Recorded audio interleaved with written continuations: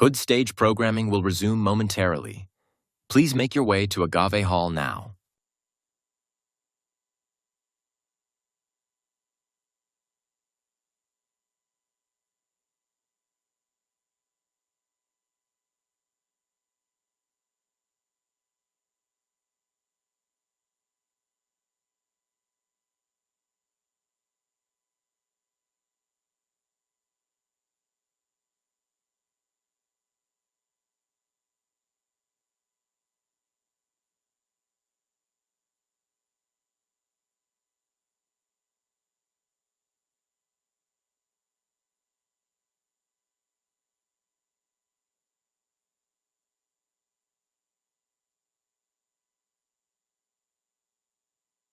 Hood stage programming will resume momentarily. Please make your way to Agave Hall now.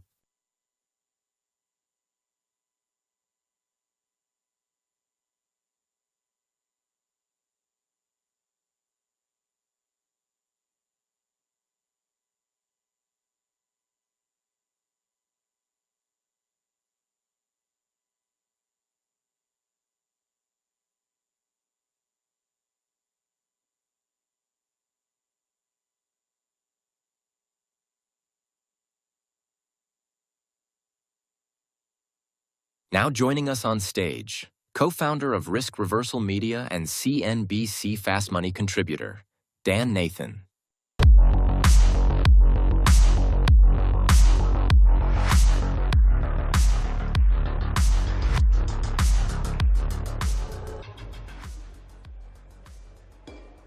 It's just me. Oh, I'm meant to introduce these guys. All right, I have Terry Duffy. He is the chairman and CEO of CME Group. And I have a guy that you guys all know really well by now. That's Steve Quirk. He's the head of brokerage here at Robinhood. I got too comfortable right there. We were just going to stay back there till you introduced us. I have to say this. Before I became friendly with these two gentlemen, I was an admirer from afar. These guys, they charted a path in this business that I think is really interesting. They both started out on the floor of the exchange of CME Group, which is kind of interesting, trading futures. I'm not going to date anybody here, say back in the day. Q, did you call it like a little, I don't know, what did you call it, like a betrayal here a little bit? He went over to the SIBO? I did go to the SIBO. I don't even if Terry, if we've ever talked about it, but I started the week of the crash in '87. Yeah. So I could say my career has become a lot less interesting ever since the first week I was in the business. And if you remember, we shortened the hours to 9:30 to 1:30. Yeah, for sure. Yeah, and it was just, you know, I was like shell shock. Well, I think one of the things that's really interesting, you guys have been here for the last day, and you've seen all of these new bells and whistles. And they're a lot more than bells and whistles, actually. These are really pro tools. And one of the reasons I wanted to start with the fact that these guys started in a professional sort of manner trading. I mean, Terry has obviously risen to be the chairman and CEO of the largest futures exchange in the world. A lot of that happened by on the back of institutions. And here you are, you've created these products really geared towards, you know, individual investors. And, you know, I think the retail investor thing has changed a lot. I think you guys all know that, by the way. It seems like you figured that out at some point. We're going to talk in a sec, Q, about when you figured it out. But Terry, just give us a sense of like the history of that exchange and the evolution since you've been there. Well, Does my mic work? There we go. Geez, I was going to give Q a shot and I couldn't. You were going to hear a lot from me, I guess. Talking about the crash. Shit, I was trading in the S&Ps when that happened that day. That was a day. And everybody thinks Black Monday was the day that it was the real day. It was actually the Friday before. That was really when the activity hit the you-know-what fan. Quite a time. I was a young trader. I started trading back in 1981 when I was 22 years old. Now my son's 22 years old, Blake, so I don't know if you're ready to trade or not, but I don't think so. Can't gamble very well, so I don't think you can trade. But when you look at where CME has come, I mean, historically CME is like a battleship in the Chicago River, right? You're going to pivot from one side to the other, from pork bellies and S&P 500 to crypto, right? And people go, Jesus, you can't do that. You're CME Group. You're the adult in the room. You cannot participate in that. I never subscribe to that. I'm a big believer of always looking forward looking in the rearview mirror to understand where you came from, but don't live back there because the world's going to change. And if you decide that you are going to have a model that's successful and it's going to last forever, ask how Sears Roebuck is doing with Amazon. Ask how JCPenney is doing with some of these folks who thought they were impenetrable in the 80s and 90s before Amazon decided to show up and put everybody out of business. Why is that?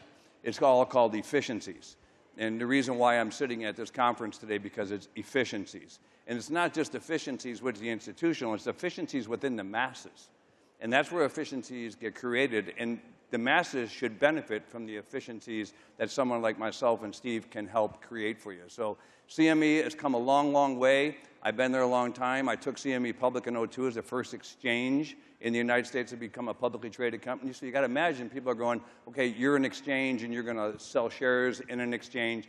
Nobody really knew what we were doing, including myself. I was still trying to figure out what the hell IPO stood for, but I was leading it. So anyway, it's a strange world, and then you meet guys like Steve and Freddie Tomczak from TD Ameritrade back in the day, and you look at where the retail is going, you say, this is so much bigger as a whole than this institutional. I just said this on CNBC, which I truly believe, and one of my colleagues will, you know, sometimes you got to steal lines from people, which I do, that come 2040, $85 trillion of wealth transfer will happen in this world. $85 trillion. And that wealth transfer will go to the ages of 24 and 40. Those folks are not going to do business the way Terry Duffy does business today. So you better prepare yourself for the future. And that's what I like to do today. I like to work with guys like Steve and Vlad and others at Robinhood, my other retail partners. And we don't need to go all in, but we need to make sure that we're prepared for the future. And that's what we're doing at CME Group. So I think we're doing a lot of interesting things. Robinhood has become my fastest growing retail client in the history of CME Group, which is truly amazing. And it's a big part of our business today. And it benefits the institutional component of it because it's a bigger ecosystem. Yeah, and I'll bet on that IPO roadshow when you're still trying to figure out what those three letters meant, a big right? I'll bet you there was not the word retail didn't come up once, probably, which is pretty fascinating. And you know, Q, you and I first met, I want to say in late 08. Yeah. And when I think about what Robinhood is now, and I think about all the products that are traded on your platform, where you were, without naming any names, it was kind of like the kernel for this company that exists right now. You guys were pushing the envelope, getting into products that retail generally didn't trade. So talk to us a little bit about the evolution. I love that talk that you and Vlad had last night, that when this company started, it was basically a social network that turned into a movement, in my opinion. I've been here, this is the second time in a row. You people are smart, you're fired up, you want to engage with each other, and you want to learn more, and you're adopting this technology, which is really what I think differentiates you from a whole host of other retail investors. Well, first I want to start by thanking Terry and the team for sponsoring this conference. Thank you. How about a hand? So I think, by the way, I told Terry we did this last night. By a show of hands, how many people here trade futures? Got a decent number of futures traders here.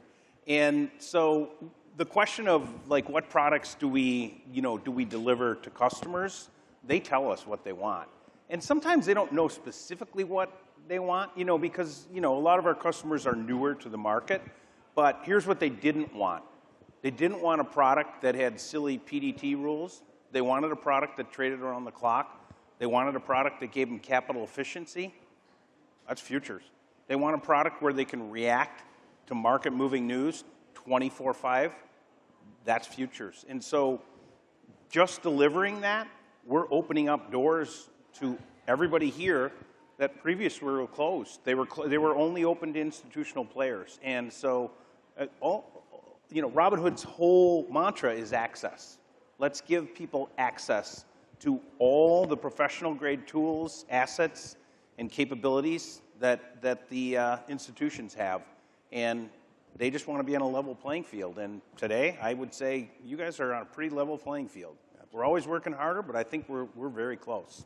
Yeah, in 1997, I started a hedge fund, and I didn't realize it was going to be like hand-to-hand combat. I had one phone on one shoulder and another phone on the other shoulder. One went to CME, and and the other went to the New York Stock Exchange. And I was like, bing, bing, bing, bing, bing. But the guy that I worked for had this Post-it note on his main computer. He had 20 screens in front of him. I mean, not necessary. But it said USA, U stops always. Okay? And that was his messaging. That is what he had to remember about trading futures all day long. So Terry, talk to us a little bit. You use this expression, or actually you use it as a pillar of your business and why folks use your products. But risk management is a really important part about it. I think for this audience, as more and more are going to start trading futures on this platform, give us a sense of how you think about the product, especially as it relates to risk management. Well, I think risk management is critical, but I'd ask everybody to look at a sign in a room. And I like to say this to young people when I speak at universities. And I always say, what is a sign that you see above every door? And the sign says exit. And what I like to tell people, I learned something very early in my career when I went broke, which is a very disheartening thing when you came from nothing to begin with, that you always need an exit strategy before you enter any trade at all. Anybody can get into a trade. It's the easiest thing in the world. I don't care how complex you think it is, anybody can get into it. I had a doctor friend of mine, talked about how he's in straddles and options and everything else. You know why he was in it? Because he had no idea what the hell he was doing, and he had this massive position on. You need to understand how to exit before you enter, and you will always be successful. So that's how I look at our markets today when it looks at participants coming into it. I don't want them coming in blind thinking, okay, we're going to trade leverage futures, and this could be really good. You need to understand the risk management and education of all markets, not just futures, but all markets. Because it's not in the interest of CME Group to have people lose money. Like, you can talk to casinos, and we're in Las Vegas today, and I hope I don't have any problem with the casino folks here. But, they'll look at anybody who's gambling and call them net depositors. What's a net depositor? It's a loser, right? So, okay, it's a nice word to say you lose. It happens. But I really think it's important that we know the rules of the road, and the rules of the road are explained to you. Like, people talk to me all the time about payment for order flow. Robinhood does a lot of payment for order flow. I have no problem with payment for order flow. But all of you should know that if your order is being sold, you should be aware of that. There's nothing wrong with it. It actually probably enhances your ability on liquidity. But a lot of people don't know it because it's buried on page 42 of a prospectus or of an agreement. So I think there's little things like that that's upon all of us, Steve, myself, and on the exchange side, to make sure that all of you are aware so you know what you're getting into. So that's how I look at the overall structure. Yeah, Q, so you keep adding products. And you keep, actually, in a very commensurate way, focused on education. And I've sat here all day. I've participated in a handful of panels and podcasts and that sort of thing. How do you guys, you said you're responding to what the customers want. How have you prioritized these? Because obviously futures was really important. Futures is something that it just didn't trade on the platform. I mean, they're just, these people didn't do it. How have you prioritized them? And then how have you focused on education also? Well, I think we have I'm going back before Robinhood. Terry, myself, and the CME team have a history of doing a lot in the way of education together for probably 2 decades. Yes. Because to his point, an exchange doesn't want you having all kinds of losses. A broker doesn't want you having losses. We share in your success. When you succeed, we all succeed. It's better for all of us. And so we want to make sure you're doing things in a suitable manner. But as far as the specifics of how we do it, people at Robinhood like to learn, when we first started doing education, it's long form, it's in person. This is in person, but a lot of in person, and people kind of like on-demand education. I want it in the pathway as I'm about to make a decision. Help me, I can get it on demand whenever I need it, and help inform me on exactly what I'm going to do. And I think just doing that helps people understand, to Terry's point, like, look, that's great, I know how to get in a trade, it's great, I think I'm going to make X amount of dollars, but what happens when you get punched in the face? What are you going to do? Because if you don't know that before you get in that trade, you're going to find out. And, it's a tough lesson to learn. Sometimes you do just have to learn lessons like that, but I think it's beneficial to go through that because it's going to help you in the long run. Yeah, so adjacent to risk management, education, Let's talk about regulatory. Terry, I know that you've been at the forefront. You've worked very closely with regulators.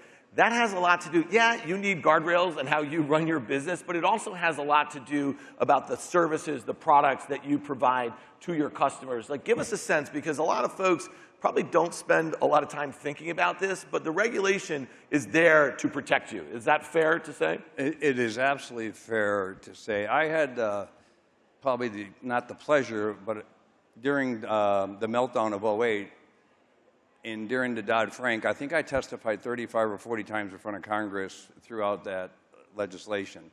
And it's really critically important because credibility through regulatory breeds better markets. Unfortunately, right now, and it's very cyclical regulatory issues. We always had a ready, aim, fire type of strategy when you make sure you're doing things the right way. In Washington right now, it's ready, fire, aim. So we'll do it even though we're not quite sure it's legit or not, and we'll go forward until someone tells us we can't do it anymore. That's not good for the participant to get into something that could be taken away from them once the regulators figure out what the hell they actually approved or didn't approve. So I think regulatory clarity is really, really critical for the success and growth of any financial product. Now, regulatory burden is the great demise of any financial product. So you have a balance. So the pendulum goes like this after the country has to bail out all the institutions in '08, and rightfully so. It had to go too far, but it's come back here. We don't want to go into zero and have no regulatory issues, because it doesn't benefit anybody in this room, doesn't benefit Steve, me, or you, Dan, to have a non-regulatory environment of the Wild West. Markets are never going to be successful in the long run. They'll be successful for a day, a week, a month, or a year, but I assure you they won't be successful in the long run. So good, smart regulation is critical to the success of the participant and the institution. All right, on the participant front, Q, you guys have nearly 28 million funded accounts. 26. Okay. Who's counting? That's my job to usually exaggerate numbers. 27.4. Oh. So maybe it's gone up since the summit started here. How do you think of maybe after last night? Yeah. Maybe. We got 13 million views, by the way. Do you guys know that? Oh, really? Yeah, it was pretty epic. 13 million views in addition to you. How do you think about the way, and Terry kind of alluded to this, you can't think about the last 20 years, right? Yeah, you got to think about going forward. How do you serve those 26 million funded accounts, and how do you think about technology and where it's going? Because listening to that product launch last night and seeing those product people, they seem like they're on it. They seem like these are some of the people that have their finger on the pulse of generative AI and a whole host of other things. So let's talk a little bit about that. So Vlad makes this point quite often. We truly are a technology firm that's in financial services.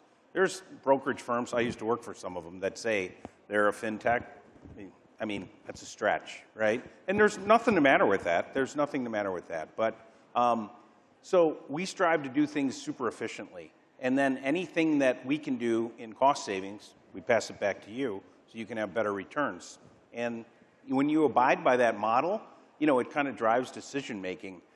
We do some interesting things with matches, for customers to bring over accounts. And, when you meet analysts and they ask you a question, they just talked to Chuck or somebody else named Fido, and they're asking you, how can you guys do this? How can you make this work economically? I'm like, well, we have 2,500 employees. They have 40,000. I know, I came from there. Like, you're not going to be efficient. As efficient, and so you're just not going to be able to give you back some of those margins that you can improve your returns. So I think when you stick to that mantra, and then you also, as I said, as we were talking about earlier, listen to your customers and say, where do they want to go? What do they want to do? The election contracts were a perfect example. As soon as those became permissible, in 2 weeks, we stood it up, and it was out the door. And, we did 500 million contracts on that in a week. And so customers have, they express an interest in something. We want to make sure it's suitable for them, and then we deliver on it as quickly as possible. All right, how many of you guys are trading event contracts? All right, that's pretty good there. Yeah, well. I'm Packers all in, sorry. It's probably not a popular thing here. Yeah. So Terry, let's talk about this. I traded my first event contract today. I can't tell you who because their lawyer told me I can't tell them. Dan Gallagher's right there. That would be the lawyer for Robinhood, so you can figure out who I made my first event trade with today. So Terry, think about this. Did you ever think that the CME group would be trading event contracts? Let's talk about how you guys got there, and obviously, Q, I'd love to hear your take too. Well, I mean, did I ever think that? I mean, when you're growing up in the marketplace on a trading floor where you're four walls with a bunch of guys yelling, spitting on each other, and fighting for trades. I mean, it was absolutely insanity. We used to call it organized chaos. It was a blast. I mean, it was so much fun. I used to try to dress like this all the time because I figured nobody would spit on me because I had a nice suit on. But that ruined a lot of suits back in the day. I remember a situation one time where there was this woman. She was as tough as nails, and she missed a trade. And she had a pen like this, and she took it, she stabbed this fucking guy right in the back, right? And everybody, well, oh, it sucks to be him, right? And everybody just kept trading. This poor bastard's on the ground. There was a little girl this big, he took the trade.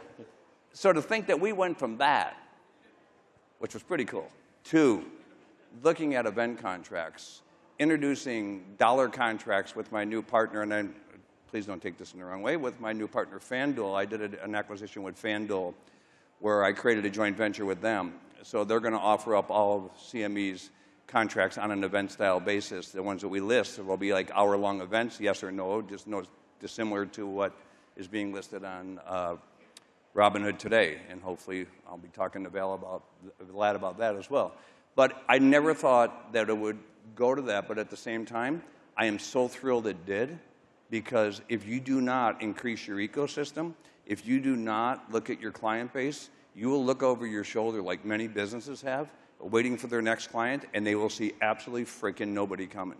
If you allow that as a public company CEO, you should not only be fired, but they should claw back every one of your dollars. You should always have a pipeline of people that you think could be the next client to CME. That's how I treat every client that comes in. So whether they're a one-lot trader or a 1,000-lot trader, you want to make sure you give great customer service, because that one-lot trader might be the next CFO, CEO of a Fortune 500 company who's mitigating and managing all that risk, or it might be millions of people that decide they want to participate in the market on events or something else. So I think it's really important that you have an open mind when it comes to different products and events. I didn't think I'd see the day, Dan, but I'm happy the day's here. So Q, you just mentioned, what, in the first week? Or the first day you did 500,000 contracts? What was when you launched the election ones in the fall? Well, I think there's a really cool intersection of a bunch of things happening right now. It's crypto technologies and crypto in general, TradFi, and then people's desire to express opinions on a variety of things. And so when you pull those all together, kind of creates a neat ecosystem. And even if I'm not a person who wants to express an opinion on an election, I want to look at the information, because I know that information is a hell of a lot better than a poll. Yeah. When there's dollars behind it, it's a lot more accurate. And so whether that's an interest rate cut, CPI, sporting event, cultural event, we have everything. People express opinions on it, but they also just look at it. It's a great source of information for them, because they just want to know what the real dollars are saying about the likelihood of something happening. And I think, just to Steve's point, is really important, especially for events. As you branch out to different events, you need to make sure you have credibility that that event is actually the right answer, yes or no.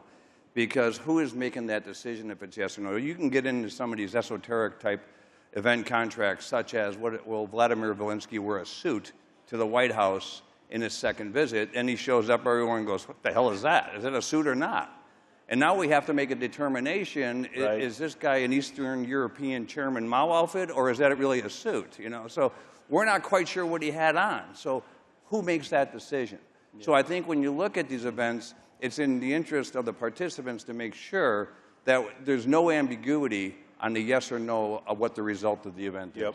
Mm-hmm. And I also think, like, if you think about the way that I'll use crypto as an example. It's kind of an analogy. In the last 4 years, we're a crypto firm. We're a TradFi firm. And we've always tried to do it in a regulatory compliant manner. Now, it got a little fuzzy when there isn't really clear lines, but we're going to err on the side of caution. And, we didn't have 300 coins, staking, lending, et cetera, because there was no clarity on it. Same thing with respect to prediction markets. As it becomes more clear what's permissible, and of course, we're always looking at what's in our best interest of our customers. We're not, we don't have every OTC security because we think, quite frankly, there's a lot of OTC securities that would be pretty detrimental for people to think. Use the same model, and Terry hit on it. Again, back to you all, and we're one of you. I'm a retail trader. I don't want people putting things in front of me that are going to be detrimental to me or my portfolio in the long run. You want us to be a steward of your capital, and we try to do that. Yeah, and you're offering obviously a lot of different products in which to do that. I would say this: let's not sell short that CME FedWatch tool, because I think the event contracts or the prediction markets, they're a good companion to some data out there. We quote it all the time. It is moving real time, and it's pretty useful. Before we get to the markets, and we're going to talk markets here because these two guys, I think you're chomping at the bit to do it a little bit. But last night, one of the things that I clapped the loudest for is that social trading component there. I was early on Twitter, believe it or not, when I was doing fast money from the NASDAQ. This is going back to 2010. These folks came in, the media people. They weren't in social media. Like, you guys should all get on Twitter, and you should be talking to the folks and this stuff. And then it became a really, really annoying sort of place to be, especially if you're giving market views on a day-to-day basis. So I think what you guys are doing there is super, super innovative. And it reminds me a little bit of what Elon Musk said when he bought Twitter. He wanted to make this super app. Well, here we are, 2 and change later. It's just still a cesspool. It really is just the same crap going back and forth. So when you think about what you guys have built, you just called yourself, you're a tech company, right? Well, look at all the different offerings that you have on there and throw social on that queue. Talk to me, what is your vision for that? Obviously, you guys laid it out pretty well, but these are some active traders here. And is the identity and the cred and all that sort of stuff going to be that much more important than other platforms? So, I think it's like the people who work on our social offering, they're probably in the audience right now. They will tell you I'm the most annoying person on the planet. Why, because you're a boomer? Or? No, that. And because I've had social offerings for 2 decades, and I know every single pitfall. Yeah. It's bullshit message board stuff that's not backed up by trades. It's somebody drags it into a political conversation that has nothing to do with market and wastes all your time. It's people trying to poach themselves as the messiah of investing and trying to get you paid $19 for their kick-ass system that clearly doesn't work or they wouldn't be selling it. So I'm the one who keeps chirping on them that we're not doing any of that, and that we're not getting sucked down that rabbit hole. So what we're going to do is be very, very careful about every single transaction that happens there is backed. It is a Robinhood customer. And, the media loves to see what, the largest group of tomorrow's investors are doing. You get to see it now. You get to participate in it. I think what makes it really unique is if I'm an engaged investor and I'm really kind of understanding markets and qualified, you love validation. I love validation. I think I'm a good trader, but man, I'm not going to make a big trading decision without bouncing it off some other people that I think are qualified, because they probably might see something that I didn't see, and I want to know that. That's super beneficial. And then if that person has a really good track history, I can just get alerted. I can copy those trades if I'd like. The flip side, the other side of the spectrum is I'm new. Half of our 26 million customers are brand new to the market. We do a great job of getting them into the market, but a lot of them don't really know what to do right out of the gate. So they can shadow somebody and say, this person looks like they're pretty successful. I can see their track record. I'm going to interact with them and see what we can do. The final point I'd make is every single asset class is going to be on there. So as you heard last night, it's stocks, options, equities, crypto, and prediction markets. I can tell you that feed on Sunday night with the game that went on would have been lit up like a Christmas tree. I would have been lighting it up. All right, let's do markets. If you want more of Terry's market insights, go to Terry Duffy at myspace.com. That's where you can find all of his fine work. Hey, maybe we can find out about that trade he just made. Right. MySpace, that's still around, isn't it? Well, yours is still around. Yeah, it's still around. So, all right. Here we are. Markets are all-time highs. We just had a stock in the go from a $700 billion market cap to nearly $1 trillion, like that. I hope you guys are all long. That would be Oracle here. But so we got NASDAQ, S&P. We have, a near certainty that we have a rate-cutting cycle happening here. We got gold at all-time highs. We got a 10-year U.S. Treasury yield approaching 4%. A year ago, it was like 5%, right? So let's just talk about the environment. We can leave geopolitics, all that stuff out of there. But I think, trade and tariffs, right? That's kind of driving the train. The labor market, that's really important right now. Some of those things are at odds with each other a little bit. And so we have this Fed meeting next week. We obviously have CPI tomorrow morning. Terry, where are we right now? Because, again, we have this competing force for the Fed, right? Stable prices, right, and full employment. But employment's weakening, and it looks like prices are kind of coming down a little bit, especially if the CPI confirms that tomorrow. How are you thinking about the equity market in general?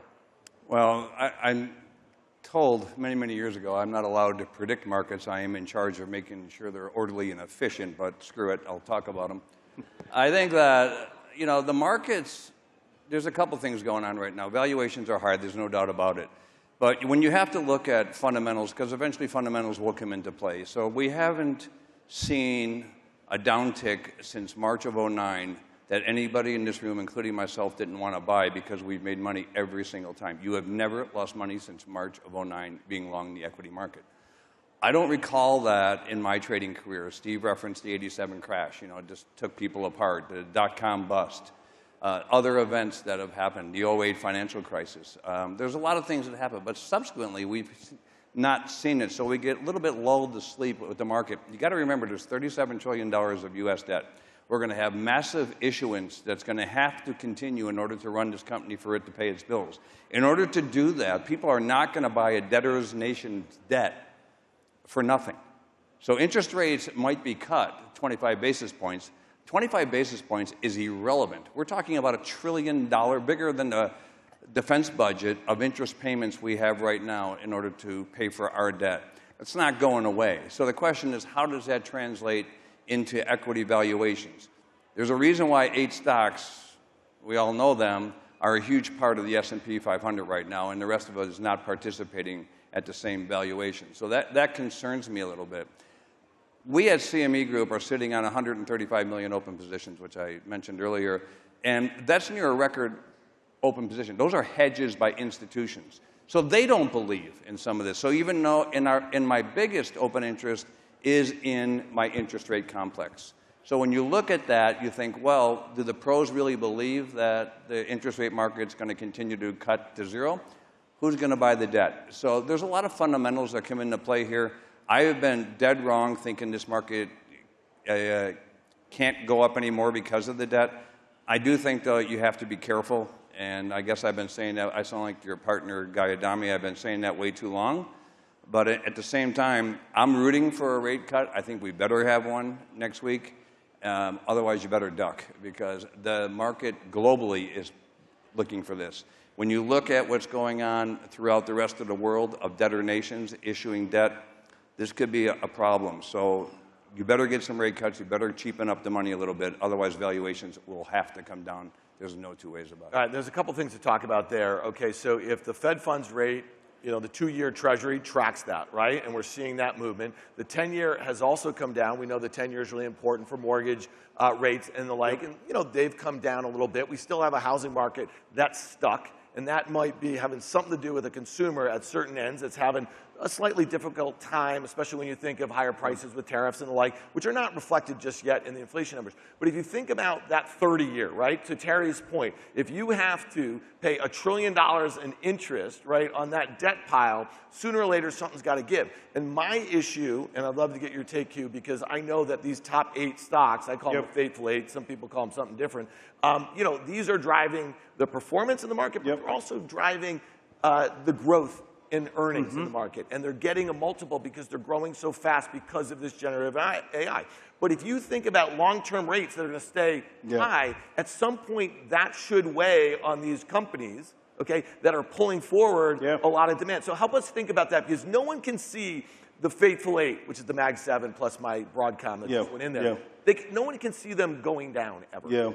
Yeah, but I think, like, we get asked about, I brought this up earlier, you know, we get asked all the time about what you all are doing and how you're doing, and there's a concern about, you know, the health of the retail customer. Are they still investing? And we always tell them, if you look at what they do, they're actually mini portfolio managers. They actually, so like when the tariff news hit, and those, you know, those names got hit 30, 40, whatever %, you all, and I did, jumped in and bought them. And, you know, the question at that time was, oh my gosh, what if it kept going down? Well, then you'd probably buy more, right? I mean, you're all fairly young. You're younger than I am, so you know what average rate of returns are over time. But then when, you know, when we rally back 40%, you roll out of them and move into something that isn't performing as well. And so to me, that's so healthy. And so I don't think of it as like, because I think there's this like notion that retail customers are either all in or all out. They're just like people who manage portfolios. It's their personal portfolio. And, you know, the way that they manage it is by taking gains when they should, sticking to plans, and when there's weakness in names that they believe in, then they get into those. And I think that's super healthy. And we can see it at an aggregate level too, because we can see our overall volumes in equities, our overall volumes in futures, our overall volumes in options, and they're near record highs.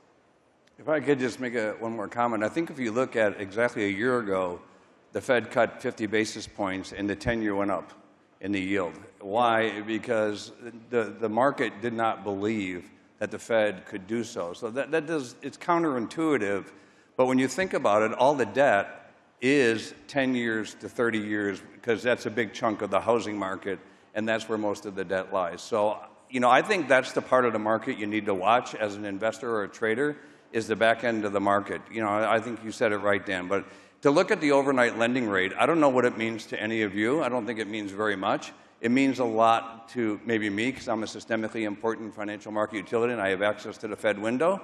So I do earn at the Fed rate. So it makes a difference to us for a little bit from other income. But for the average person, you got to watch from that 10-year out, because that's really where the debt lies for the consumers.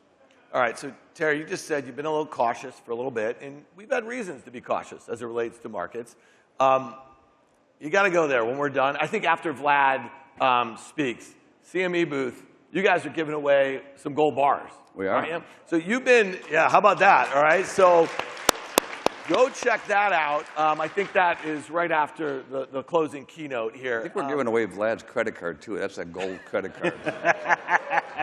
Is he here? I hope he's here. He is here, Vlad. Is he? No, I know he's here. I met with him earlier. I saw that. You see that credit card? Oh, does he got his card here? Oh, he got that card. It weighs like 40 pounds. Yeah, it's a nice All right, card. huge.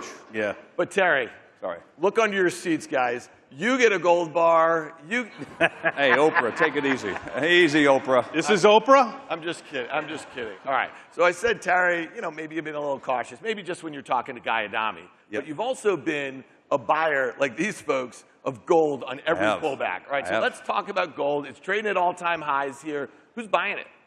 I think everyone's buying it. Central banks are buying it more than anybody else. Central banks liquidated gold up until 2011, then they did a reverse course. Why did they start buying gold and other precious metals? Because they do not trust the other countries' fiat currency, so they started to buy precious metals, especially gold. In 2002, Gordon Brown sold a tremendous amount of gold to Goldman Sachs for $280 an ounce because he said it was worthless. Gold's at $3,640 some odd an ounce tonight. Gold is something that is critically important going forward. So crypto is important. Gold's the physical form of crypto. Crypto's the digitized form of gold. I think everyone's buying it, but the biggest buyer of gold in the world is central banks, and that is a fact. It's not all of us. We all might have a little bit here and there. I like gold. I think that I like those shiny little coins. But I'll tell you, the biggest buyer is central banks, which makes me nervous that they're the biggest owners of banks, because that means they're concerned about their own fiat currency or the fiat currency of another nation that they would traditionally take.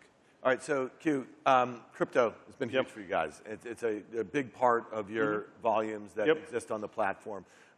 What have you seen? I mean, obviously in the beginning of this year, late last year, the beginning of this year, there was a whole host of things that were going on between what was going to be the administration's view about it, which was going to be these treasury, you know, Michael Saylor is trying to get everybody who will listen to start selling anything that's not bolted down to their company to buy, you know, Bitcoin. But we've seen, and there's some other things that have been going on, but we've seen a bit of a divergence. We've seen a stalling out of Bitcoin, and now with gold going higher, dollar going lower, Bitcoin's kind of stuck in the mud. I think it's down 8–9% from those recent highs. What are some of the things you're taking away from the activity on the platform?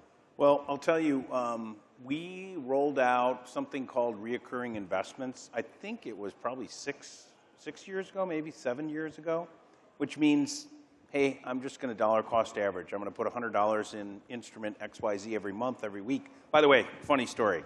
I have 3 daughters that are in their early 20s, and I'm the annoying father that says you have to start making your money work as hard as you work.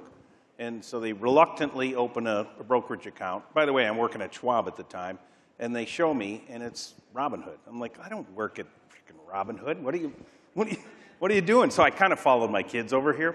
Anyway, when the market's going up, because I help them make some investments. Like, Dad, this is amazing. It's great. It's great. And then the market goes down, and then they call me up like, what? I can't believe you had us do this. It's terrible. And I'm like, I am not the market, okay? Let's clarify. I am not the market. Here's what I'm going to help you do so you can remove the emotion. However much money you want to put in each week, each month, decide what you want to buy, and just set it and forget it. And that's what they do now. So I don't get those phone calls. I only get the good phone calls, not the bad phone calls. Anyway, my point is, what do you think the most purchased instrument is in our whole, we have everything, right, for the last 5 years? HOOD. Bitcoin. Oh. Oh, it should be hood, yeah. Bitcoin. It's Bitcoin. Yeah. So, like, I just think there's a fundamental belief in, and again, the complex, in everything there and in the technology surrounding it. And so, and even when the ETFs launched, we saw a really interesting behavior. People across our whole customer base took a small portion out of stocks and rolled it into those ETFs, even in retirement accounts. I think people are just intrigued and want exposure. And again, I'm speaking very generally. There are a lot of people who are true blue. That's the only thing they do here. I'm just speaking more broadly. So I think, again, I'm not a person who prognosticates on where I think Bitcoin's going. Johan, the head of crypto, can probably do a better job of that than I can. I just kind of reflect on what our customers believe. And when you have 26 million, you can get a lot of data out of that. It's interesting. I've seen so many markets take pauses in my 40-some-odd-year career of trading and running an exchange.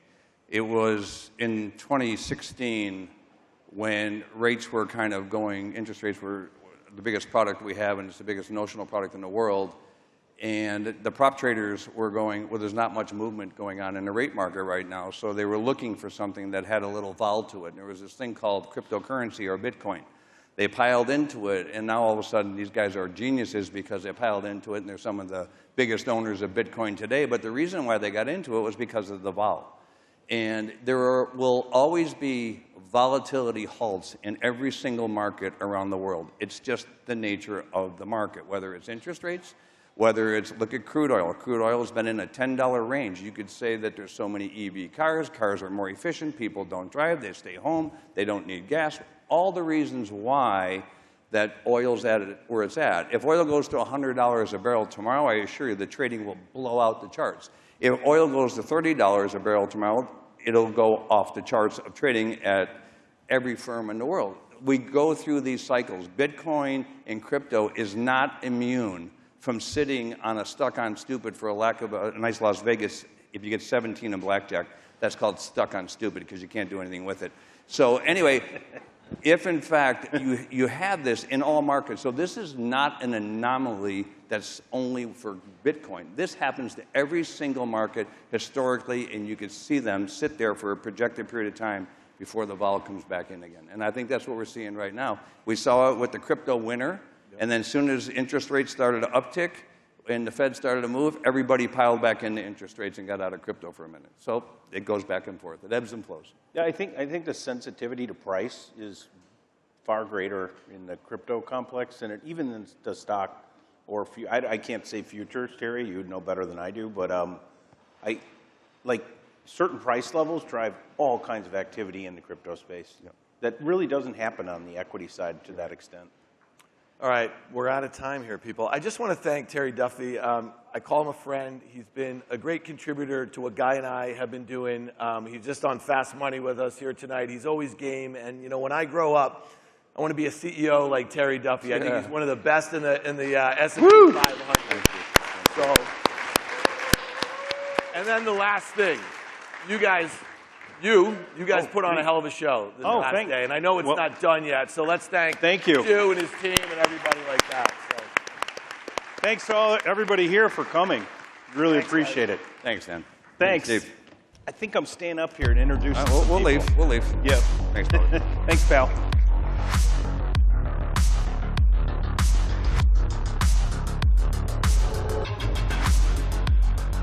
All right. We've had a pretty long and incredible day. I don't know, is anybody getting tired? Because we got one more act to go here. We ready for never? I like it.